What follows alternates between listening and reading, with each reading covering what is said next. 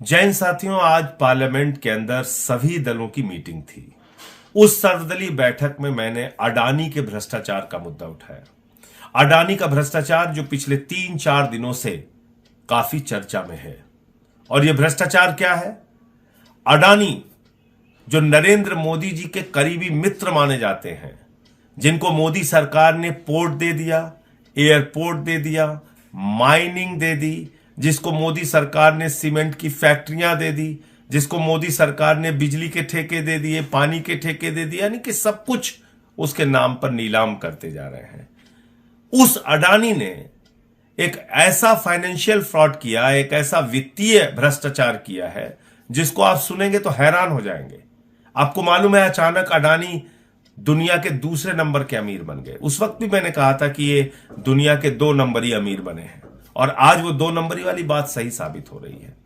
अब उनका जो अमीरों की सूची में उनका नंबर है वो लगातार गिर रहा है। वो 8वें नंबर पे पहुंच चुके हैं, क्योंकि झूठ का पहाड़ उन्होंने खड़ा किया था, क्योंकि भ्रष्टाचार की बुनियाद पर वो अमीर बने थे। और जब उस भ्रष्टाचार का खुलासा हुआ तो उनका वो पहाड़ ताश के पत्ते की तरह बिखर गया। और ये भ्रष्टाचार क्या है? अडानी ने टैक्स हेवन कंट्रीज, यानी कि ऐसे देश जहां पर कर की छूट होती है, आप पैसे रख सकते हैं, आप कंपनियां बना सकते हैं, आप पैसे कहां से ला रहे हैं इसका सोर्स बताने की आपको जरूरत नहीं पड़ती है। उन सारे देशों से, उन टैक्स हेवन कंट्रीज से अपनी ही कंपनी का शेयर खरीदा जो भारत में उसकी कंपनियां हैं। और यह शेयर क्यों खरीदा? क्योंकि अपनी कंपनियों के शेयर के दाम उसको बढ़ाने थे। यानी कि कंपनी मुनाफे में हो और लोग उसके शेयर खरीद रहे हो और शेयर का दाम बढ़ रहा हो, यह बात नहीं थी। अपने शेयर का दाम फर्जी तरीके से बनाने के लिए फर्जी कंपनियां विदेशों में खोली गई, और मॉरिशस जैसे देश से, एंटीगुआ जैसे देश से, वहां से कंपनियां बनाकर अपने ही शेयर खरीद के शेयर के दाम बढ़ाए गए। अब आप पूछेंगे, अपनी कंपनी का शेयर का दाम बढ़ा के उसको क्या हासिल हुआ? जब अपनी कंपनी के शेयर के दाम उसने बढ़ाए तो कंपनी की शेयर की वैल्यू बढ़ गई, और उस शेयर की वैल्यू बढ़ने के आधार पर, शेयर की वैल्यू फर्जी तरीके से ओवर वैल्यू करने के आधार पर, शेयर के नाम पर लाखों करोड़ रुपए का कर्जा बैंकों से उसने उठा लिया। अडानी के ऊपर करीब करीब 2.5 लाख करोड़ रुपए का कर्जा है, और एक पहले भी रिपोर्ट आ चुकी है कि 74,000 करोड़ रुपए भारत सरकार, यानी कि नरेंद्र मोदी जी की सरकार, उसके माफ कर चुकी है। अपनी कंपनी के शेयर के दाम बढ़ाकर, फर्जी तरीके से दाम बढ़ाकर, LIC से, SBI से, जहां पर जनता की गाढ़ी कमाई का पैसा जमा होता है, वहां से लाखों करोड़ रुपए का कर्ज ले लिया। LIC को निर्देश दिया भारत की सरकार ने कि अडानी के शेयर खरीदो। और आपको मालूम है LIC ने कितना शेयर खरीदा है अडानी का? 87,000 करोड़ रुपए का शेयर खरीदा है। इसी प्रकार से हजारों करोड़ का कर्ज SBI ने दिया है और तमाम बैंकों ने दिया है। तो आप कल्पना कीजिए कि कितना बड़ा भ्रष्टाचार है। LIC में लोग अपनी जिंदगी की गाढ़ी कमाई का पैसा लगाते हैं, SBI में लोग अपनी जिंदगी की गाढ़ी कमाई का पैसा जमा करते हैं। क्या नारा है LIC का? जिंदगी के साथ भी और जिंदगी के बाद भी। यानी कि ईश्वर ना करे कि आपके साथ कोई दुर्घटना हो जाए तो आपके परिवार का सहारा बनेगा LIC। आपकी बेटी का सहारा, आपके बेटे का सहारा, आपके बच्चों का सहारा, आपके परिवार का सहारा बनेगा LIC। आज उस LIC को एक व्यक्ति ने डुबो दिया, अडानी ने। और अब वो क्या कह रहा है? आज बड़ा हास्यास्पद तर्क आया उसका। उसने कहा हिंडनबर्ग की रिपोर्ट राष्ट्रवाद पे हमला है। अब आप देखिए मजेदार बात। हिंडनबर्ग 2017 से लेकर अब तक 16 कंपनियों के फाइनेंशियल फ्रॉड को उजागर कर चुका है। 16 कंपनियों के फाइनेंशियल वित्तीय भ्रष्टाचार को उजागर कर चुका है। उसमें अमेरिका की भी कंपनी है तो फिर उसने अमेरिका पे भी हमला कर दिया। उसमें चाइना की भी कंपनी है तो उसने चाइना पे भी हमला कर दिया। उसमें जापान की भी कंपनी है तो उसने जापान पे भी हमला कर दिया। अरे अपने भ्रष्टाचार पे जवाब दो ना। उसमें तो जवाब दे नहीं रही हो कि तुमने फर्जी कंपनियां क्यों बनाई और अपने ही शेयर क्यों खरीदे और शेयर के दाम ओवर वैल्यू करके बैंकों से लाखों करोड़ रुपए का लोन क्यों लिया। जनता की गाढ़ी कमाई का पैसा डुबोया क्यों?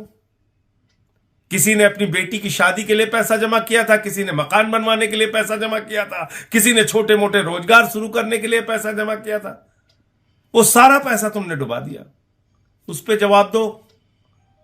अब कह रहे हो राष्ट्रवाद पे हमला है, यानी कि भारत राष्ट्र के करोड़ों लोगों का लाखों करोड़ रुपए लूटकर अडानी आप राष्ट्रवाद की बात कर रहा है। भारत राष्ट्र के लाखों करोड़ की संपत्तियां औने पौने दामों में लेकर उन सरकारी कंपनियों को बर्बाद करके अब अडानी राष्ट्रवाद की बात कर रहा है। तो इस राष्ट्रवाद के नारे के पीछे तुम्हारा भ्रष्टाचार छुपेगा नहीं, क्योंकि इसी भारत राष्ट्र के करोड़ों लोगों को तुमने लूटा है। और इसलिए मैंने भारत के प्रधानमंत्री को चिट्ठी लिखी है, सेबी को चिट्ठी लिखी है, income tax department, CBI, ED सबको चिट्ठी लिखी है कि बगैर देर किए अडानी और उसके परिवार का पासपोर्ट जब्त किया जाए। क्यों? क्योंकि पहले भी इस तरह के बड़े भ्रष्टाचार करके 20,000 करोड़ रुपए लेके नीरव मोदी भाग गया, मेहुल चौकसी भाग गया, 10,000 करोड़ रुपए लूट के विजय माल्या भाग गया, 3,000 करोड़ लूट के ललित मोदी भाग गया, 6,000 करोड़ लूट के नितिन संदेशरा भाग गया। ऐसे तमाम लोग इस देश की जनता की गाढ़ी कमाई का पैसा लूट के भाग चुके हैं। इसलिए बगैर विलंब किए इसके पासपोर्ट, इसके परिवार के पासपोर्ट जब्त किए जाने चाहिए और इसके खिलाफ कार्रवाई होनी चाहिए। कहां सो रही है सेबी? कहां सो रही है ईडी? कहां सो रही है सीबीआई? कहां सो रहा है इनकम टैक्स डिपार्टमेंट? विपक्ष के नेताओं पे कार्रवाई करनी हो तो गर्दन दबाने चले जाते तुरंत। इतना बड़ा भ्रष्टाचार का खुलासा हुआ, अभी तक कोई कार्रवाई नहीं हो रही इन लोगों पे। अडानी के पूरे ग्रुप पे कहीं कोई कार्रवाई नहीं हुई। क्यों? क्योंकि ये भारत के प्रधानमंत्री के सबसे करीबी मित्र हैं। अपने इस करीबी मित्र को नरेंद्र मोदी जी ने 2.5 लाख करोड़ रुपए का कर्जा दिया है, 74,000 करोड़ रुपए माफ किया है अपने इस मित्र का। आप कल्पना कीजिए, आपको अगर नौकरी देने की बात आती है तो कहते हैं -20 डिग्री टेम्परेचर में देश की सेवा करो और 4 साल के बाद रिटायर होकर दर दर की ठोकरें खाओ, अग्निवीर बन जाओ। और आपके लिए रोजगार नहीं, आपके लिए दवाएं नहीं, आपके लिए दूध नहीं, आटा दाल चावल सब महंगा कर दिया।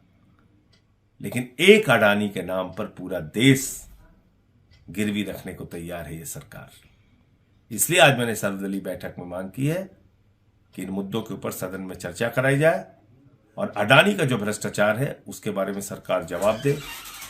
मैंने चिट्ठी भी लिखी है कि इनके पासपोर्ट जब्त किए जाए और चर्चा की मांग इसलिए की है कि आज करोड़ों लोग भयभीत हैं, डरे हुए हैं, चिंता के बादल उनके सर पर मंडरा रहे हैं कि उनकी जिंदगी की गाढ़ी कमाई का पैसा LIC में, SBI में, तमाम बैंकों में डूब रहा है।